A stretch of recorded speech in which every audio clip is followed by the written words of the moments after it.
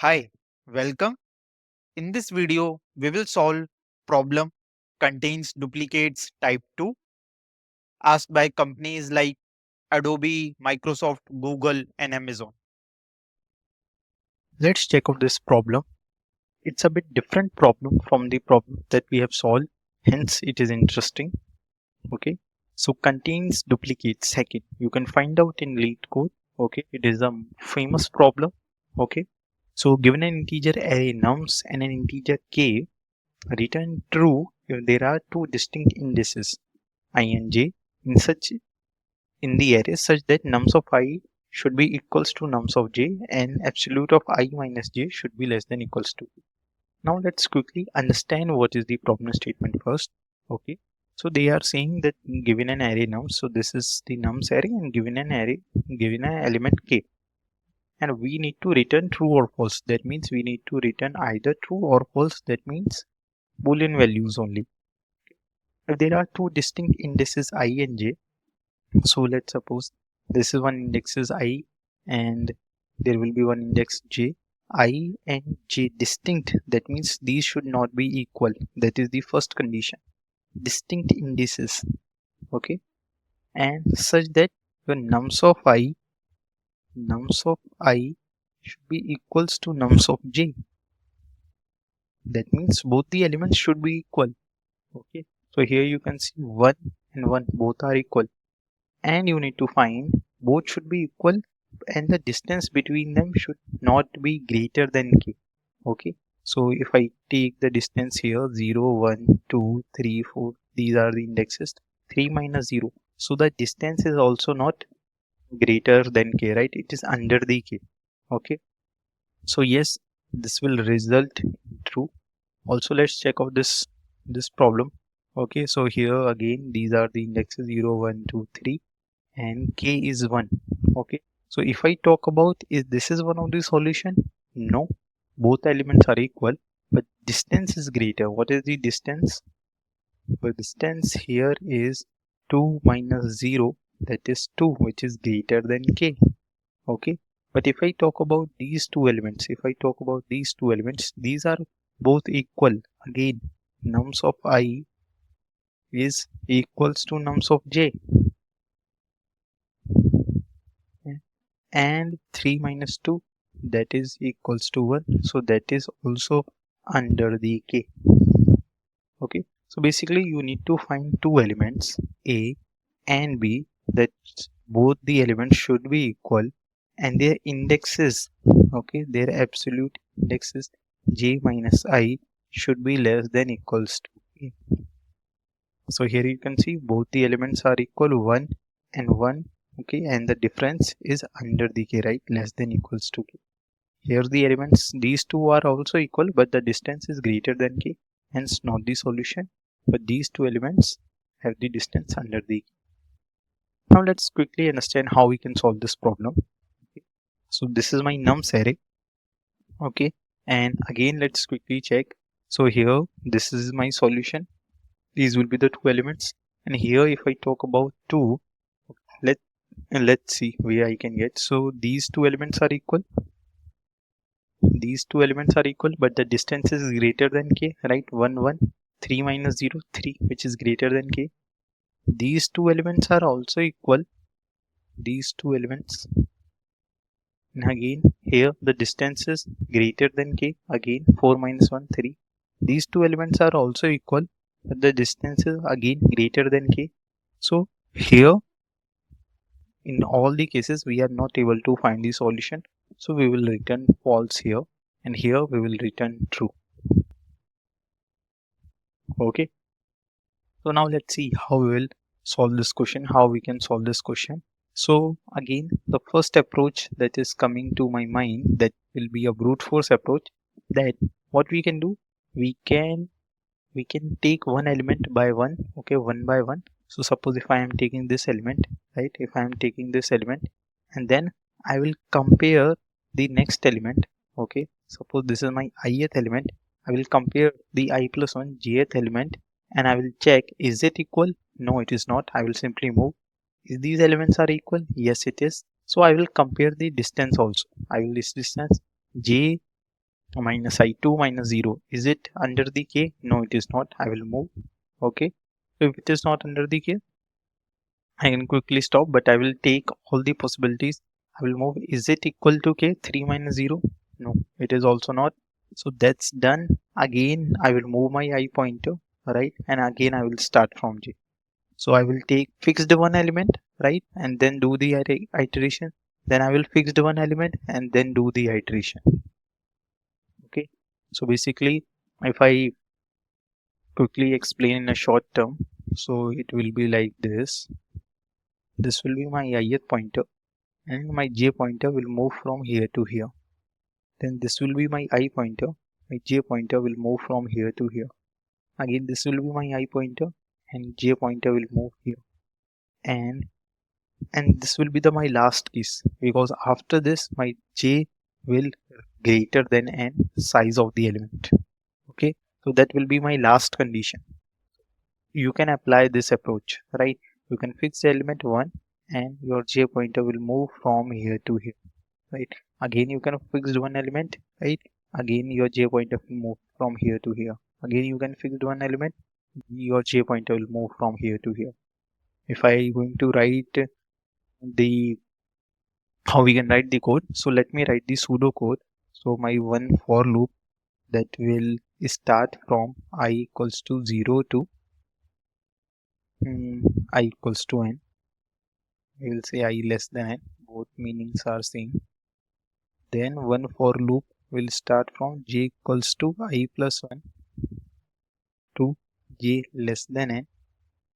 Now inside this, okay, I will have condition check if array of I is equals to array of j and I, or you can take absolute, or you can simply take here always j will be greater, j minus I is less than equals to k. This is the case, sorry, this is the case. What I will do, this is the case, what I will do will simply return true, and else here I will return false. Okay, this is not true. Also, you can simply tweak here and there condition. This will be one approach, but the time complexity of this approach will be big O of n square. Or this loop will run till n. This will also run till n minus 1 somehow. So, in general term, this both the constitute to the time complexity of big of n square. So, not n square. Okay. So, this will be the time complexity of this approach. Now, let's see how we can optimize it. So now let's see what can be the different approach. So here what we are checking equal elements. Okay, we need to check equal elements. Okay, and then we are more focused on the indexes distance. Okay, what is the indexes distance? So what we can do, we can consider that we have suppose some sort of bucket, okay, and we have added one element, right? And now I am adding that element with its associated index as well, right? So suppose I have added 1 with 0. Okay. Then I am checking if somehow if I am checking any again the same element and it is in the bucket. If it is in the bucket, right? So I will compare the index that I have stored it. I will compare with the index. If the distance is less than equals to k, is the distance is less than equals to k, if it is less than under the less than equals to k, so can I say that I need to return true? I will simply return true. Okay, and if the distance is not less than equals to k, this new element can be my next distance element. Okay, my new element can be next distance element. So I will update the position of 1 with 2, right? Because in future I can also get 1 and here I am getting 1, right? Now again I will compare with this element. Okay, so now let's solve this by taking a complete approach. So what we will do, we can use hash maps, we can use map here, objects, Okay, so I will take one object. Let me quickly create it. So here is my object. Okay, this will be my object, or you can say map. It will behave exactly same. The logic will be same. So see how I will take it. I will take first element and I will check, is it in my object? Is it in my object? No, it is not. So what I will store it. So I will store 1 as a key and I will store that index as an value, object value, right? Similarly, you can store in map, right? With the key as an element and index as a value. And I will move on. I'll move to the next element. I will check, is 0 is defined here in the object? No, it is not. Define it and I will store its index as a value. Okay, again I will move forward and I will check, is 1 is defined? Is 1 is defined? Yes, it is.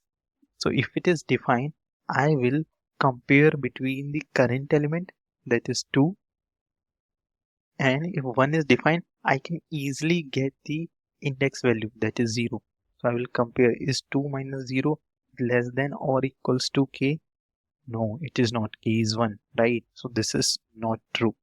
So what I will do, I will update it, because now 1 0, now this 0 index value is no longer helpful for me, because suppose in future this is, first of all, this is not going to give me an answer because this is greater than k, 2 is greater than k, so this is not going giving me an answer. So in future, if I am getting any element that is equal to this element, okay, will there is any chance that this value, 0 value, will help me? No. Like here you are getting 3, here you are getting 1, that is exactly equal. What will be the difference? The difference will be 3 minus 0, which is again much more greater than the previous. So this 0 value is no going to help me. So what I will do, I will update it. I will update it. So what I will do, I will update this value. If it is not going to help me, I will update with the current value, that is 2. Okay, then I will move forward. I will move forward and I will check again 1. This 1 is present? Yes, it is present. So I will again check the distance. Current element index 3. The element that is stored, its value 2. 3 minus 2. Is it less than equals to k? Yes, it is less than equals to k. So that's true. I will simply return true and that will be my answer. Now let's see how we will check this one. Okay, again I'll check, is 1 is defined in my object. Let me quickly define e value here. As 1 is defined in my object, it is not defined, so I will define 1 with its index 0. Now again, is 2 is defined in my object? No, it is not, so I will define with its index 1. Now, is 3 is defined in my object? No, it is not, so I will define 3 with the value of 1. Sorry, 2. Now, is 1 is defined in my object? Yes, it is defined. So let's check out the distance. Your current index, that is 3. 3 minus the element that is defined, its value 3 minus 0, is it less than equals to k? No, that is not true. 3 minus 0 is not less than equals to k. So what I will do, I will update it. I will update this position to 3, the new index, right? Again I will check, is 2 is defined? Yes, it is defined. So I will check, what is the current element? 4. What is the index element value? 1. 4 minus 1, is it less than equals to k? No, it is not. So what I will do, I will update 4 index here to the same element. Again I will move. Is 3 is defined? Yes, it is defined. So I will first check, is defined, that is 5 minus the index of the element that is stored, 5 minus 2, is it less than equals? No, it is not. So what I will do, I will again update it and I will move forward. And here I am not getting any single solution, so that's why the answer will be false. Clear? Very straightforward. Okay, let's solve one more examples to understand it much more better. Now again, let's see. So this is my array, this is my object. Okay, map or object here, and this will be my key. Again, I am taking one element. Is 1 is defined in the object? Okay, no, it is not defined. So I will define 1 with its next value 0. Now is 2 is defined in the object? So no, it is not defined. I will define 2 with its next value 1.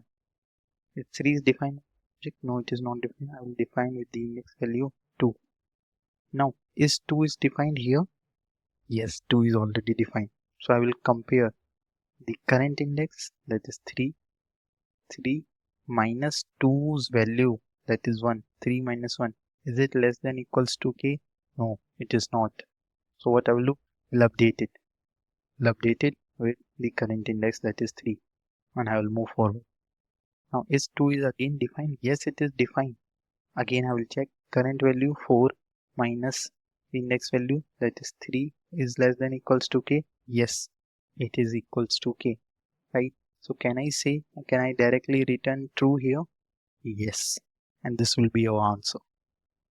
So by this you can solve this question very easily, and here you are simply iterating to the array. So the time complexity here will be O of n, okay, because it is taking the equal amount of time, simply time that is required in the size of the array. So it is linearly depending on the size, that's why the time complexity is O of n. And here I am taking extra spaces. Okay, so here in object, the worst case can be when there are all unique elements. Okay, in that way the answer will be false. But again, there is one case that can be unique elements. So in that case, if all the elements are unique, your size of the object will be equals to n. Okay, so here the space complexity is also O of n. Okay, the worst case space complexity, right? So this approach is too and much more helpful in getting the time complexity. Now let's see how we can implement it. So let's quickly move to the code implementation part of it.